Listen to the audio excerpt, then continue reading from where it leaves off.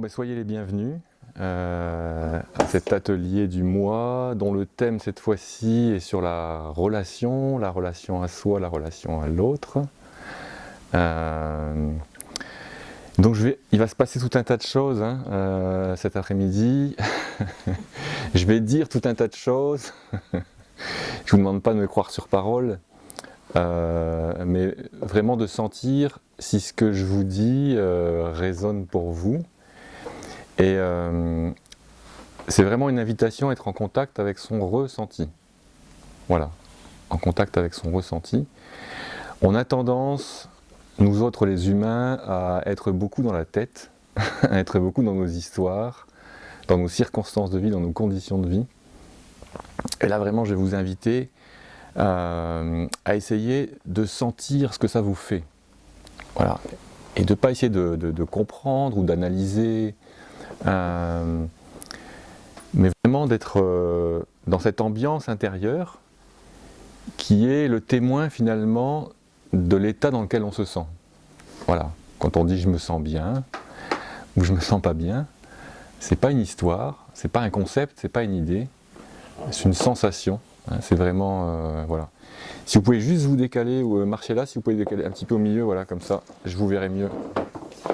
Ouais, c'est juste que voilà.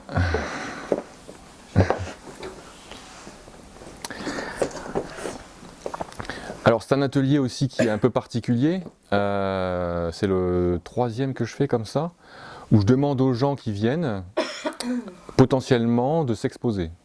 Voilà, c'est-à-dire de dire pourquoi ils viennent et de dire leur problématique s'il y en a une en rapport avec le thème, pour pouvoir essayer de libérer quelque chose qui parfois demande un peu d'éclairage, demande un peu de conscience, d'intelligence, justement pour sortir du schéma habituel dans lequel on a tendance à s'enfermer et duquel on a du mal à sortir.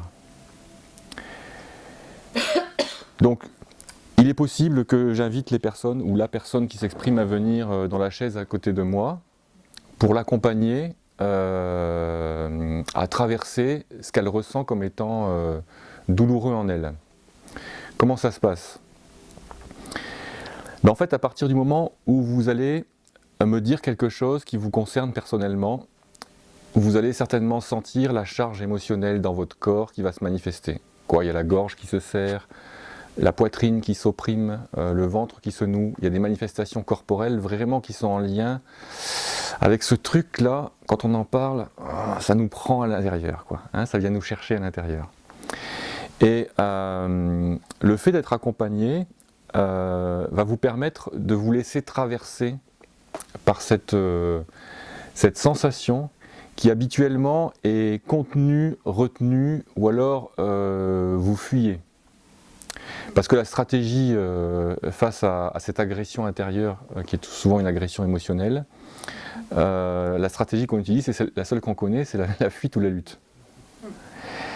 Et autant la fuite ou la lutte est nécessaire quand l'instinct de survie est mobilisé à bon escient pour l'intégrité corporelle, face à une bête sauvage ou quand on est face au vide, autant quand il s'agit du mouvement intérieur qui vient nous chercher dans l'émotion à travers le corps, ça pose vraiment un problème de fuir ou de lutter, parce qu'à ce moment-là, on va retenir quelque chose que le corps essaie de digérer.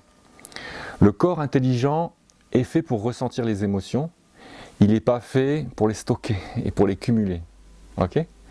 Et le fait que le mental se mêle de la digestion émotionnelle, eh bien, ça provoque cette accumulation progressive de contenus douloureux qu'on ressent et qu'on n'a pas envie de voir émerger, donc contre lesquels on va lutter ou fuir. Donc ça veut dire qu'on est en lutte ou en fuite contre soi-même. Vraiment contre soi-même. Donc c'est pour ça que ça va rentrer dans cette thématique de la relation à soi, et puis aussi de la relation à l'autre.